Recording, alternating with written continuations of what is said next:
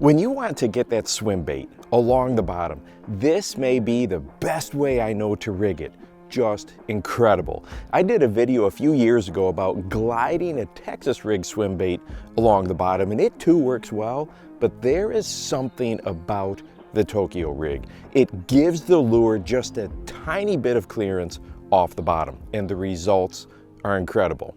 Now, when I'm talking about a swim bait for this rigging, I'm referring to your smaller 3 to 6 inch versions like this one. It's a paddle tail caffeine shad. It works great with your huge range of popular ribbed swimmers and others like it as well. What I'm not referring to is the giant size soft swim baits. There are a couple of key reasons I love this method. First, it keeps the lure in the very bottom part of the water column for a long time. Adding that extra weight, and a lot of weight if you want it, drops the lure into place fast. And the retrieve angle of the lure starting to come back up towards you doesn't hit as soon.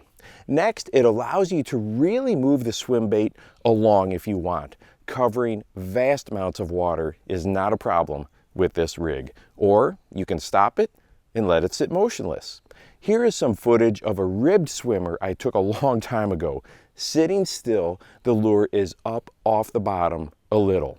A lot like a minnow or small bait fish, holding tight but not going anywhere. You can also vibrate it or hop it in place, and then when you are ready, keep it moving. And while there are many soft plastics you can put on the Tokyo rig, I love the paddle tail swim baits because of how easy it is to impart nice action. We mentioned a fast swim already, but a slow retrieve and gentle glide across the lake bed is still enough to get the tail kicking. This is a setup that bass in the area will definitely be aware of. Between the weights digging into the bottom and the thump of the tail, there's plenty going on. I filmed this only in a few feet of water, but it should be noted where this rig really excels is when you want to fish deeper water. The Tokyo rig is a master of probing the depths. And along the lines of covering water, you can cast this thing a mile. I like to fish it on bait cast equipment, but a stouter spinning rod will work great as well. You know me, I love to fish rigs that don't get a lot of attention this time of year. I had 5 other anglers fishing around me yesterday.